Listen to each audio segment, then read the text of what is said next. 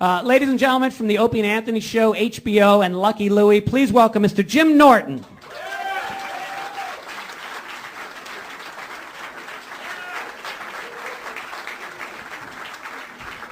How you doing, man?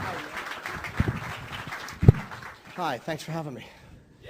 Oh, that's so fucking, that's so not you. Like, that no other moment in this interaction will be as sweet and innocent as, thanks for having me. You didn't like my mock humility? I really wanted to piss on these people because the applause wasn't louder. You know what it was? Because you said Lucky Louie. They're like, Louis C.K. Oh, the other guy, the neighbor. I didn't even think of that. I'm sorry. No, fair enough. No, I thought when I said HBO, they thought it was going to be Gary Shandling. Or Zach Galifianakis. He was here at the first show. Was he really? All right, maybe this wasn't the best show to come. Yeah, probably not. No, he was at the first show, but he was just hanging out in my green room and watching the show. He wouldn't come on. Why? Because I already had Kevin Meaney. Oh, okay. That was a good booking decision on your part. Why would you bump him for Zach, who's a $100 million movie? That's probably better. Keep your friends. What am I going to do, cancel Meaney? Immediately. On stage, I would have thrown him up. Go sing We Are the World. You're fucking, I love you, but Zach is more famous at this point. You're right. I got to make smarter decisions for Fitzdog Radio. So what do we do? We just stand and just kind of chat a little bit? I have no idea. Okay. No fucking idea. I mean, that's the beautiful thing about the live performances, that I've found that from the beginning, fear has motivated every entertainment bone in my body. There's no plan. All right. So let's talk about, I mentioned you on Howard Stern yesterday. Did you hear about that? Bob Kelly told me last night. What did he say? He said someone mentioned you on Howard Stern. Someone? No, he said, he just said you got mentioned on Howard Stern. Okay. I was talking about how Howard brings this up. Once Howard Stern finds out something embarrassing about you, it just gets tucked in his sleeve and he fucking yanks it out and tortures you the way. Anytime. I walked into the woods when I was about 19 and I was considering blowing a guy because I wasn't sure if I was gay. That's the short story. And it's in my book. I wrote about it. And basically, I've never had a gay impulse in my life. It was just that I told you, I did everything. I used to drink. I did fucking 3 ways, 4 ways, fucking date rape. I mean, I really lived. Didn't it occur to you to jerk someone off, maybe? Like, if you want to see if you're gay, you probably don't want to just start just sucking dick in the woods. Like literally, you probably could have went to a rest area. I can show you which ones. And you could have just like grabbed the guy's dick, and if it felt great, then you could have said, all right, maybe I'll blow somebody at a later date. But you really went right for the fucking... I went head first. You sure did. I guess my feeling was I didn't know, because I jerked myself off, and obviously from a young age I enjoyed that a lot. And I felt like, yeah, I could do that to another guy's dick, but that's just like jerking me off, except I'm not coming. How could that, there's no one in the world that goes, hey, I like jerking somebody off, but I felt like sucking a guy, like, like the second you suck a dick, you got to either have you're either going to go like, oh, what the fuck? Or you're going to be like, oh my God, this is there's a lot of these ahead of me. There's a lot of dicks ahead of me. Either that or you're going to get creeped out on the way down by something weird and manly. Like his pants will be pulled down and you'll see his chain wallet. And you'll go like, I can't put anything in my mouth near a fucking chain wallet. How do you get turned on when you feel like he doesn't trust you? Fair enough. I mean, I didn't actually think it through that far. That's what would creep me out the most. Not that the dick in the mouth would be great, but literally the man thighs. And I looked into his awful man underpants. That would fucking bother me the most. You keep switching between a sort of a theoretical world and a first-person narrative. Sure. Have you noticed that? Oh, but that's the beauty of being a performer. You can just make these things up as you go along, and you can actually wonder what his mechanic fucking fingernails would look like jerking his dick in front of you and realize that would bother you a whole lot. It's like it's the little things, not just the cock. Unless he's Asian, then it's one and the same. Well, there you go. Very cheap That's joke. True. It's very cheap joke. So you saw it there and you said, fuck it, I gotta grab it. Yeah. Of course you do. It's like it's the fucking all-you-can-eat buffet. And you know there's nice chicken and pork, and you go, well, fuck it, I'm gonna grab dessert now. Absolutely. It's like a girl's passed out. I shouldn't fuck her, but I do. Again, first-person narrative or theoretical story? Absolutely. So here's how my story ended. I ended up walking down to the woods drunk, and I walked in. Because, every city has like a small wooded area that people go into for random gay sex. And in this case, I'm in Boston. It's the Fenway. Really? Pretend you never heard of it. I actually didn't. I mean, for me, it's usually a restroom with a fucking hole in the middle of the... Why do they call it a glory hole? Doesn't it seem like the least glorious thing in the world? Depends on what side of it you're on. If you're blowing somebody and your nose is fucking smelling that metal, I imagine it's very unpleasant. But if you're just kind of standing there and there's a mouth blow, I think that's probably the greatest thing in the world. That's fucking magic. You mean I put my dick through the magic hole and a mouth greets it? That's Alice in Wonderland shit. As long as you don't have a fucking angry trucker boot fucking kick the... Hey, you faggot. I imagine that would be a very negative response. It'd be a long way for the trucker to go just to kick a faggot in the dick, wouldn't it? Probably, but say the trucker was taking a dump and all of a sudden a cock poked through and he's like, hey! That's true. Yeah. What the fuck is this? At first he just thought the toilet paper dispenser was empty.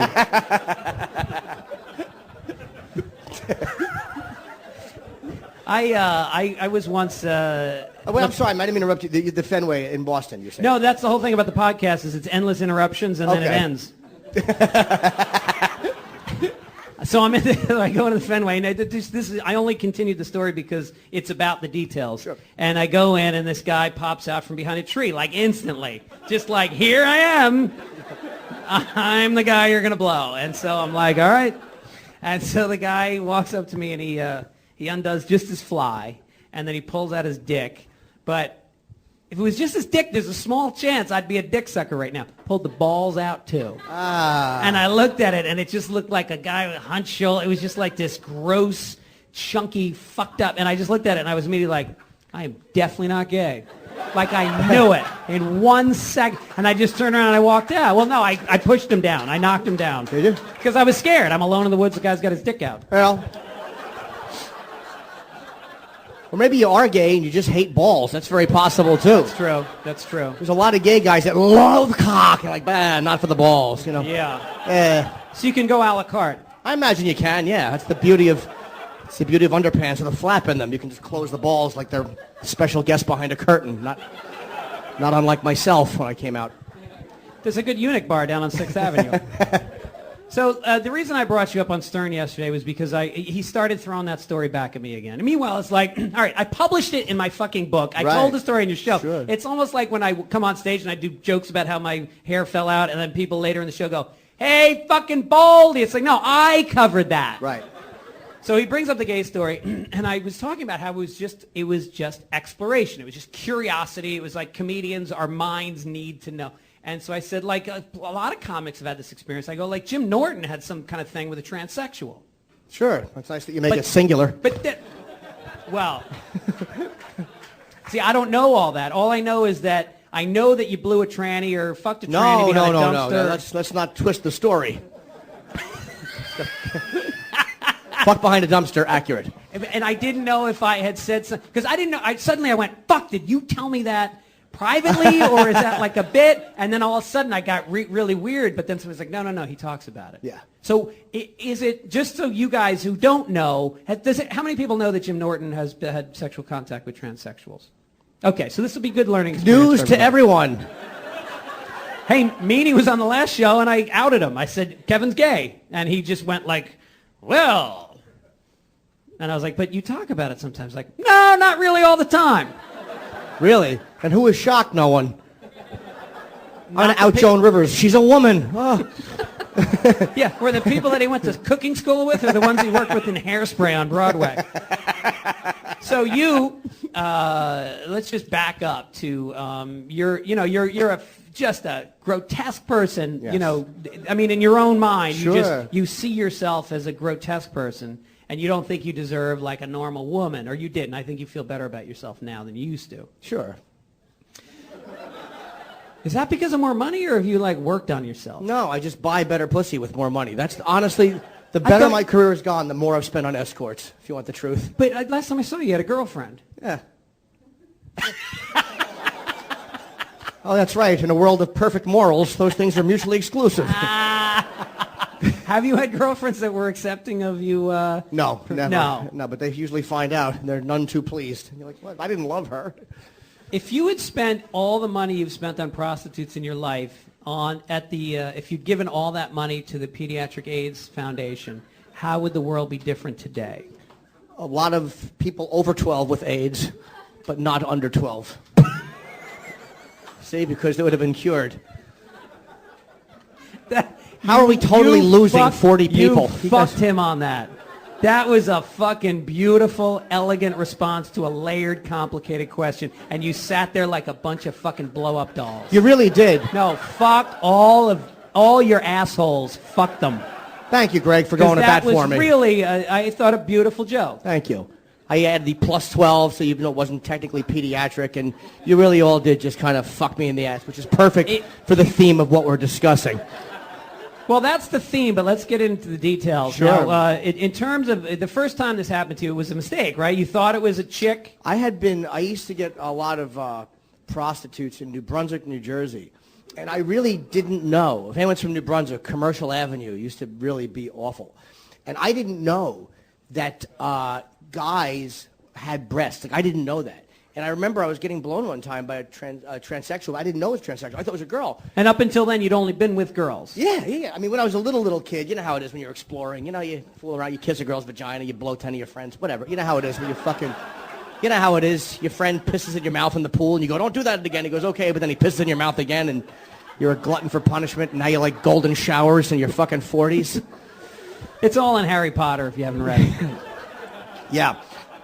So, no, I really did think it was a woman, and I remember the feeling. She was wearing, and I say she out of respect, a silky type of shirt. It was an odd material, and there was a sheen of sweat under the shirt. And I remember rubbing her back, and I just remember the words came to me, this is a large back for a girl. Because you don't want to know. And there's a part of your brain subconsciously that's not letting you go any faster than that. Absolutely. That's a large back for a girl. And that was the end of that experience for me because I lost I was like, I just knew, and like your instinct takes over. But there was, like, that's why I was saying it's the specifics. I didn't see the cock or balls, but I was just feeling that big back, and I knew. Which is unfortunate. I wish I would have realized after, because the blowjob was stellar. Yeah. I mean, it really was fantastic, and I wish on the way out the door I could have been like, you got me, you know.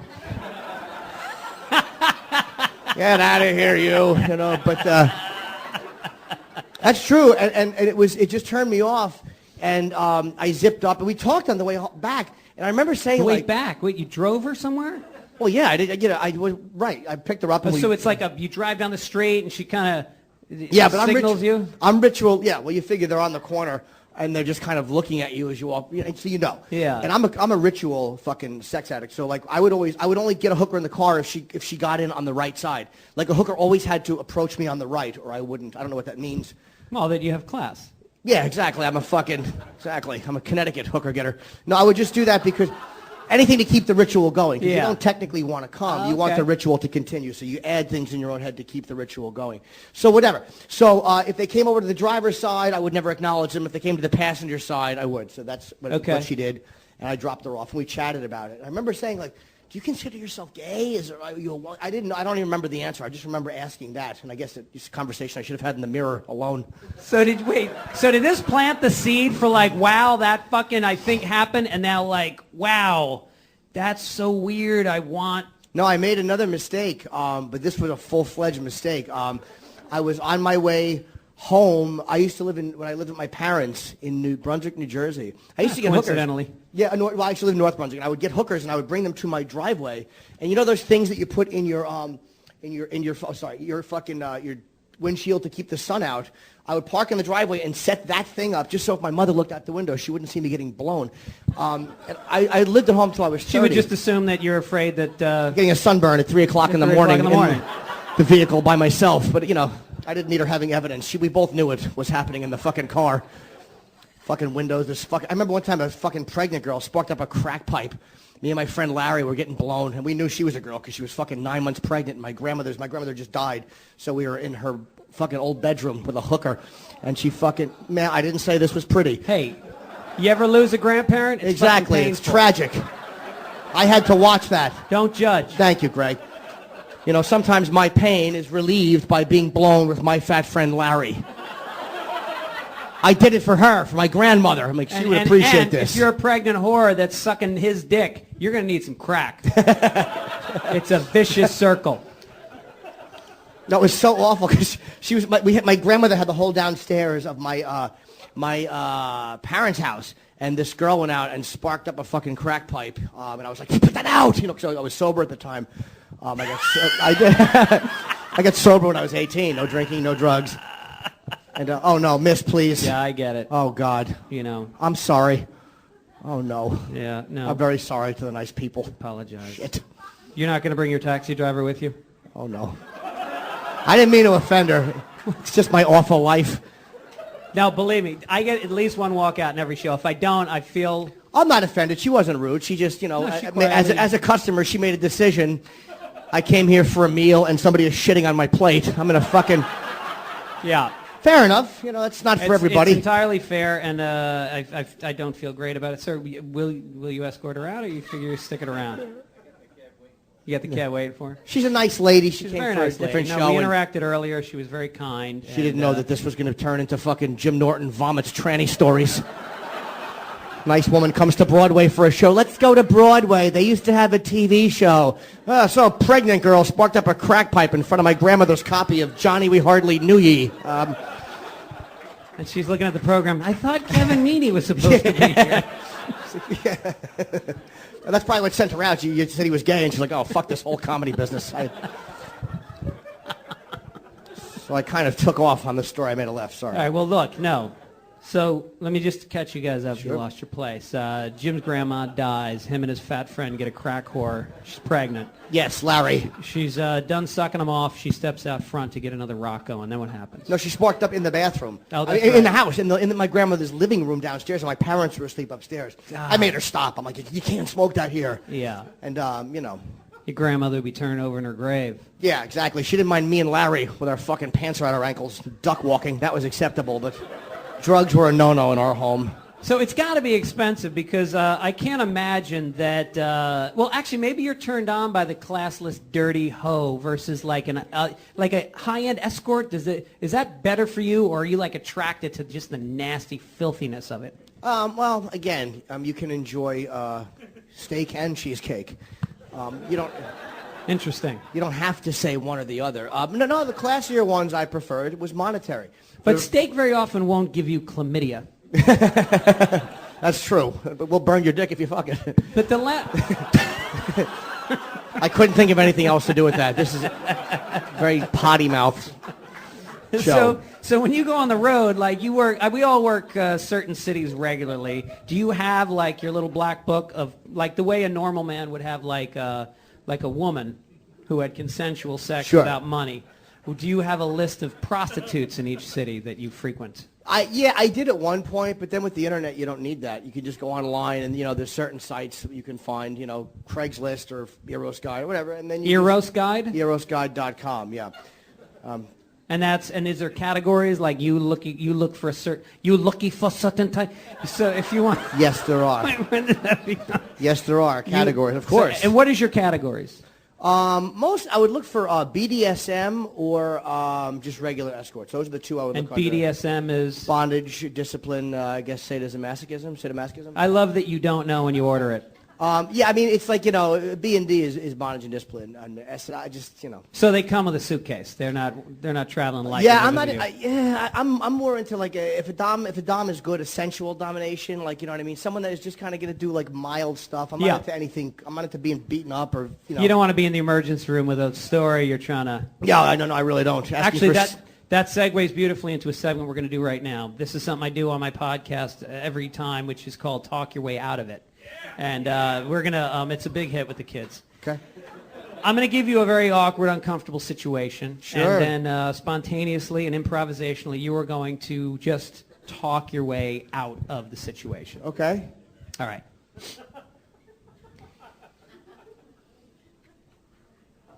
You order a Dominican prostitute. A black woman shows up. Talk your way out of it. Oh my God, you're so beautiful. but I can't see you because my last girlfriend was black, and if I date a black girl, it's just going to remind me of her, and it depresses me a lot. So I purposely ordered a Dominican girl because that way I can become sexual again without thinking of my ex-girlfriend. So could you get the fuck out with no money? Wow. Everyone's got their dignity at the end of that one. Sure do. I've only sent one away, to be very honest with you. In all of my years, I've only sent one away, and I was respectful. She was she literally, I ordered this beautiful, skinny Russian blonde, and this fucking horrible Hawaiian showed Wait up. a minute. Did you say horrible Hawaiian? This woman was a horrible... I just told the story about how I almost raped a little Hawaiian girl. Oh, I didn't... No, it wasn't her. This was an older woman. And I told her very nicely, I'm like, look, I'll give you $50 because you came to pay your driver, but you're not the person I asked. And I showed her, she goes, yeah, they send people sometimes they shouldn't. So she was nice. I felt bad, but it was like, it wasn't what I wanted. Well, especially with Obama being president, that's got to feel anti-American. Absolutely, exactly. Way, yeah, I said, look, I'd love to eat your pussy, but I'm a birther, and I just can't do it, and it brings back too many memories. Have you eaten the pussy of a professional prostitute? Who hasn't? What, am I, a communist? Of course I have. Do you use the saran wrap stuff? No! No! Why don't you just, do you tip the waiter? Of course I do. You go face down and you put your tongue inside of there? Oh, fucking like a trooper. Of course I do. Not all of them. I'll usually, when they walk in, I'll be like, so, you had a long day today? And if they're like, no, you're my first one, I'll believe that. But if they're like, oh, yeah, oof, I'm sorry I'm late, then I probably don't, because... Sorry, my last appointment ran late. She unbuttons her pants, goes to drop, and they just stay. Like, well, I think could you chisel these underpants off me? All right, then I know. Are any of these holes mildly fresh? So I don't want this to get dirty. Yeah, I apologize if it was a little off color. It wasn't meant to be. But, yeah. Oh, no. Sorry. Wait, here's the thing. Here's what I fucking love. Oh, and the whole family's here! They have to. It's their mom's outside. No, they got to go. I understand. know. It's just, why wait? You know what it was? They don't like Dominicans. They didn't like that Dominican prostitute store. They're racist. I don't like that. We have a lot of Dominicans in this city, and they're good people. And those racists... The woman left. We don't go for race mixing. And they went out. She left a long time ago, and they were like, fuck her. This is funny. Yeah. They had to wait until their erections went down before they stood up. Here's the drive home. Here's the drive home in that car. Are you fucking kidding me? Oh, that's a long ride back to Passaic. Yeah, either that or I really hit on something for them because I looked out the window and I saw the visor in the window, and I was wondering what that was, and now that fucking man's got some explaining to do to his wife. No. Yeah, I guess there's telltale signs. I mean, look, if you have to raise a child, a boy in particular, our hormones are completely out of control. So you can either, keep us grounded, make us come in late, and completely blue ball your kid until he becomes a Jim Norton. Or grab one of your friends. She's widowed, divorced, she's horny. Women hit their sexual peak at like 45. Bring her home, go bowling, let your fucking son get crazy, and watch him grow up and be a normal, well-developed man. Wait a minute. I like the way I've turned out.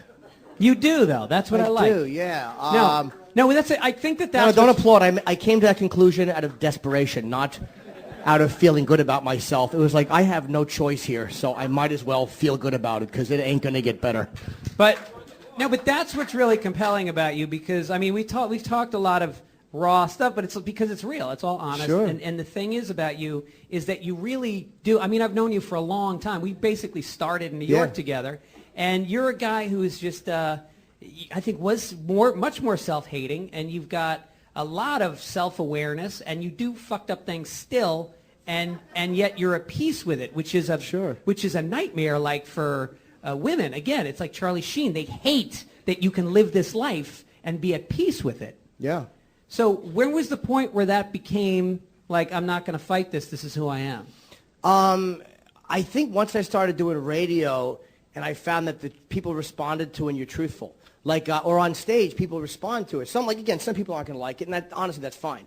But it's like, I feel like I'm being very honest when I tell people things I tell them, and it is kind of funny, and it's like, that's what I have to offer. It's my life, so I don't care if people like it. And I don't mean that in some false bravado, but it's like, what the fuck else do we have as comedians? We have our lives, so I found a way to use it professionally, And so that kind of drove me further into the fucking pit. It probably Well, would have that's been it. better. No, every time I get stale as a comic, I go, what am I embarrassed about? What can I bring on stage that makes my skin crawl? And I do, and then all of a sudden a fucking great bit comes out of it. And when I'm being safe and trying to figure out what the audience is like, it's shit. It's vanilla vomit, and nobody likes it. And you have no choice after a while except for to go deep. And I don't here's the thing. You don't do this shit to tell a story about it. No. You do it because you're fucked up, but then you're honest about it. Absolutely. There's a difference. Believe me, I'm driven. When I'm riding around and I'm 3 o'clock in the morning, I'm not thinking of you. I'm thinking of, the gang will love this. It's when when I got my hand through a sock and I'm like, I did that again. Oh, I hope I can make this into fucking art somehow. Jim Norton, I want to thank you for being my guest. Thank you, man. Thank you Happy so to much do it. for coming out. Thanks a lot. Jim Norton, ladies and gentlemen, one more time. Well, that was it. Another great Fitzdog Radio podcast. I hope you enjoyed it as much as I enjoyed giving it to you. I want to thank once again my sponsor, ProFlowers. Again, go to proflowers.com. Go to the top right corner, get that special $19.99 deal. Input Fitzdog. Get the deal. Also, we want to thank Lyons Contracting. If you're in Northern Virginia, get your roof fixed by Lyons Contracting. I want to thank Mike Chaffee, Eliana Horechko, and Kevin Kraft. And tune in on Tuesday, the new podcast featuring the Pit Bowl of Comedy, one of my favorites in the business. Tune in for Bobby Slayton, and that will do it. Thank you. God bless America.